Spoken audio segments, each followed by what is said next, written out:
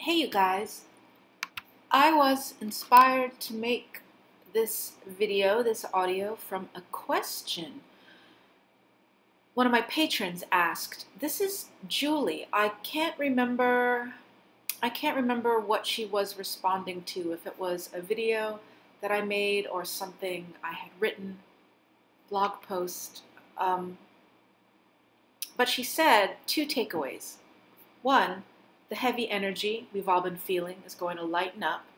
Two, I'm a Cancer, so I need to batten down the hatches. Am I right? Now this is a perfect time to remind folks that there is a limit to general astrology, although general astrology is useful. For example, the summer was really, really hard for most people because there was so much going on that was difficult at the same time. We could reasonably say it was hard for almost everyone. I'm sure there are some people who are laughing and playing like usual. But for many of us, myself included, it was really hard.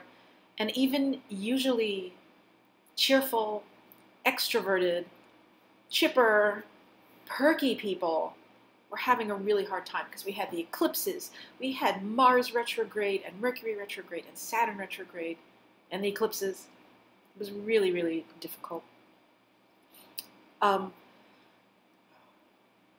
So that's a good example of the sky really tearing apart us all. But I would say more often than not, your individual transits matter more. Yes, there are difficult times, but if you've got something amazing going on in your chart and there's some crappy moment on any given day, might not bother you as much. So the heavy energy we've all been feeling is going to lighten up. Maybe she was responding to my talking about Jupiter going into Sagittarius. I do think that will help us overall. I do. Even if you love Scorpio and Scorpio energy, Jupiter in Scorpio has been heavy. It's been dark. It's like you want to take a break from therapy. Jupiter in Scorpio is therapy. And sometimes you just have to just stop and go to the mall. Jupiter in Sagittarius is going to the mall, basically. But going to the mall when the mall is a great place to go. And if you can't identify with this, then just, stop listening or fast forward or, But I remember when I was growing up, going to the mall could be pretty damn exciting. Really, really exciting.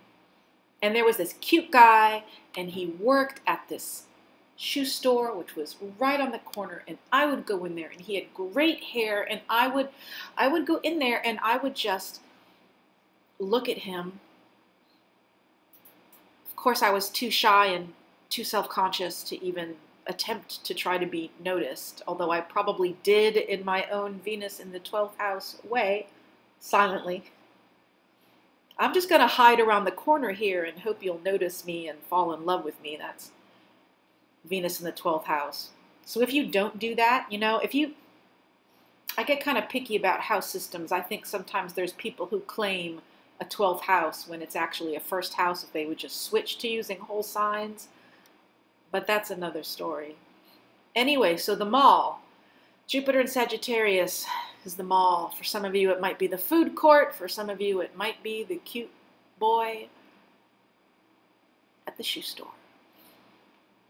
And then she says, I'm a Cancer, so I need to batten down the hatches. Well, now that, I'm sure, was about me talking about the North Node going into Cancer, the South Node going into Capricorn next month, in fact, November, and the eclipses starting in January in these signs.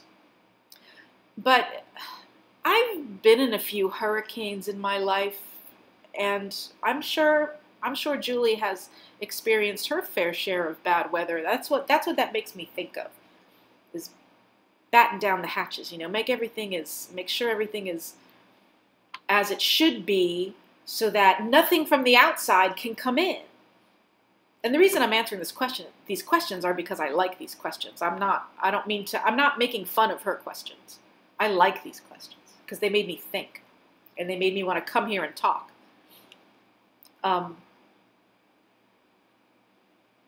So I would say no. That's not the right response. That's not what you need to do. You don't need to batten down the hatches. No, no, no. Don't board up the windows like in a hurricane. Don't go out, don't run out and get a bunch of plywood. If you're in a tornado, no, it's not time to go to the basement. Well, generally, Cancers and Capricorns, hell yes. 2019, 2020, life-changing. Life-changing. Although I also know Capricorns for whom 2018 was pretty damn life-changing. Yes, Lisa, I'm talking to you. Lisa with I'm trying to think of some other distinguishing thing about her, which would still keep it anonymous. Lisa, the Capricorn with the Venus-Neptune conjunction in Sag. Yes, I know 2018 was life-changing for you, and you're probably thinking, well, how the fuck could 2019 and 2020 be even more? There's no way to avoid it. But batten down the hatches, no. No, I would say don't do that. Don't hide in the basement. Don't hide in the attic. Don't grab your plywood and board up the windows. No, don't do that. Don't protect yourself like that.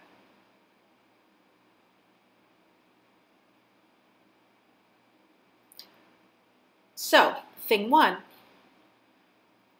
there is going to be this collective energy. So I can sit here confidently saying, life-changing, life-changing, life-changing for Cancers and Capricorns. While these transits are going on, yes, I can say that. And I think this is until spring 2020 that the nodes are going to be in Cancer, Capricorn. Eclipses may continue into 2021 in those signs. I would have to check. So there is this collective push towards the next part of your life, Cancers and Capricorns. Yes, yes, yes. But don't batten down anything. That is not what I advise. So then, of course, you're wondering, what do I advise besides check your chart, check your chart, check your chart, which is what I always say. I know you want to hear a different metaphor, so I'm going to give you one. But you know what? I really want to... Do I have a deck here? My cards have been moving around, shifting around. I'm gonna shuffle a deck that I don't usually use. I'm going to shuffle a deck that I don't usually use just because it's only one of two sitting here. And I'm going to give you some advice for what you should do instead of dealing with the hatches. Leave the freaking hatches alone, okay? Leave them alone. And sorry for the sniffles. I think I've got some allergies happening today. In all my videos, well, all my videos today, I only made one other one for patrons, and I was sniffling. All right, instead of dealing with the hatches, dealing with the hatches. It's a good name for a TV show. The TV show, the reality show for the Cancers and Capricorns for 2019 and 2020. The hatches. Okay, what do we need to do instead? And you know what? You know what? You may already know this. I'm a Cancer too. I'm a Cancer. I'm a pepper. I'm a Cancer. I'm a Cancer too. I am a Cancer too. So, I'm invested in this video. I'm invested in this wisdom. I'm invested in any of these teachings that I do about the nodes and the eclipses. I'm invested. Here's the advice. And you know what? If y'all keep asking me good questions like this that inspire me, I will make more and more videos from patron questions. or from non-patron questions, but patrons get priority, etc., etc. All right, here's the advice. And there probably will be more.